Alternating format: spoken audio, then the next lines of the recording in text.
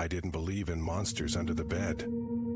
Until I woke up to mine, whispering my name. It wasn't a dream. It wasn't sleep paralysis. The voice was real. And it knew things about me. Things no one else could know. The first night, it only whispered. The second night, it laughed. By the third night, it started crawling out. You're imagining things. There's nothing under your bed. Then why does my hand keep vanishing when I reach under there? He wasn't lying. Every time his fingers dipped below the edge of the mattress, they disappeared, like they'd been erased. Dude, you gotta move out. That thing isn't just under your bed, it's inside your head. No, it's worse. It's inside my dreams. Last night, I saw it standing over me. It wasn't human. It wasn't even alive. The thing had no face, just a mouth. Too wide, too many teeth, and it was always smiling. You need help. Real help. Hell won't stop it. It's learning, adapting. Last night, it didn't just whisper my name, it whispered hers. Yes. The room went cold. The lights flickered, and from beneath the bed, something scratched. We need to leave, now. Too late. It's already following us. The car wouldn't start. The streetlights died one by one, and in the rear view mirror, something crouched in the back seat. Oh God, it's inside the car. No, it's always been inside the car. The thing smiled, and then the screaming started. What the hell is happening? The doors won't open. Because it doesn't want them to open. The thing in the back seat leaned forward, its breath like rotting meat. Its fingers, too long, too many, curled around the headrests. That's touching me. Don't look at it. Don't acknowledge it. But it was too late. The thing's grin split wider, its teeth glinting in the dark. The radio. Static hissed from the speakers. Then, a voice, not human, not even close, whispered a single word. The car doors flew open. They stumbled out into the empty street, but the street wasn't empty anymore. They're watching us. Shadows moved where shadows shouldn't. Windows reflected figures that weren't there. And the thing from the car, it was gone. It's worse. Where did it go? It's learning. Phone rang, hers. Unknown caller. Hello? The voice on the other end was hers. No, that's impossible. What did it say?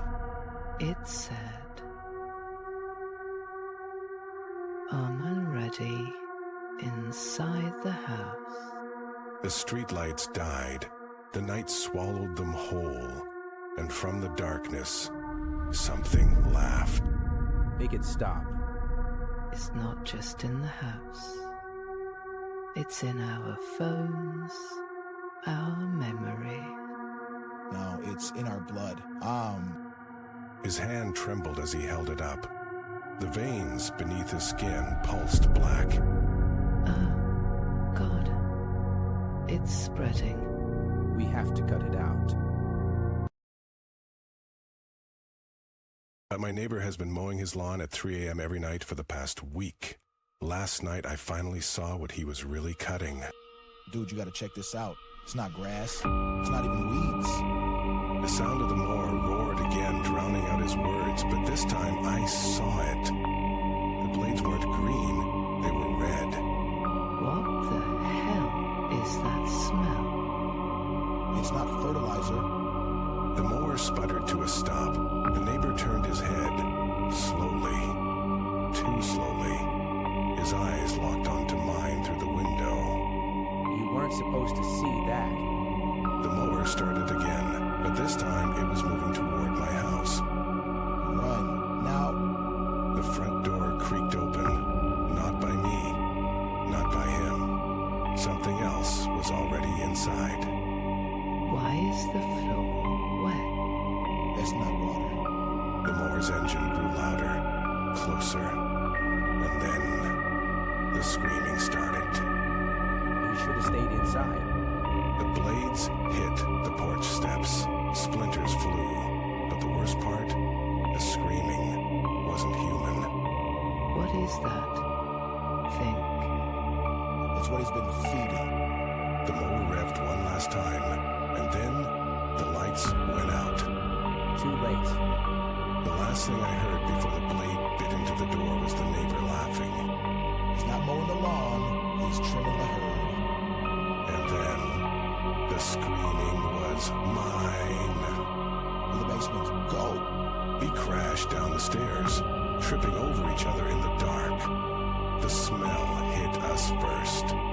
Trodden, sweet, like meat left in the sun.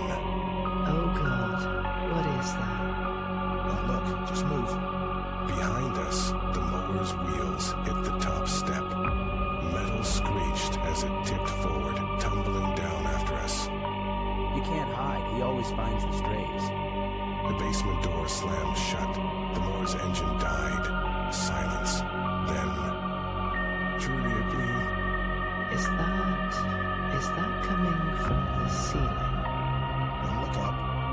Too late. The red drops splattered against her face.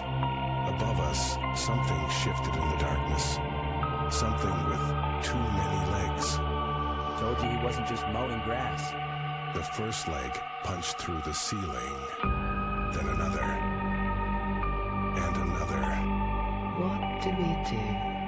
Only one way out. The furnace door creaked open. Inside, the flames were dead. But the tunnel behind them? Endless. You really want to go in there? The ceiling collapsed, and then we saw it. The thing he'd been feeding. Run. We did, straight into the dark, but the worst part? The mower started again. And this time, it was inside the house. This isn't a tunnel. It's a throat. Doesn't matter, just keep moving. Behind us, the mower's roar echoed through the passage. Closer, faster, like it was hungry. You can't outrun him. He owns the dark. Then the ground gave way. We fell, not down, through, into a room with no doors, no windows, just walls covered in hair. Is that...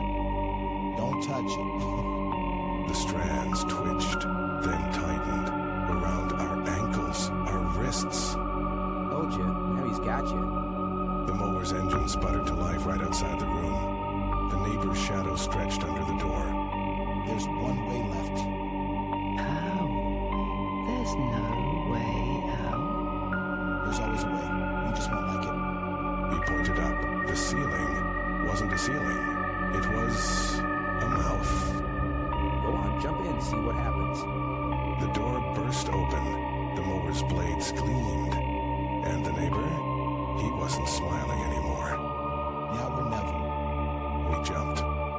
Where are The hum of fluorescent lights answered. Then footsteps. Rubber soles on tile. Oh, no.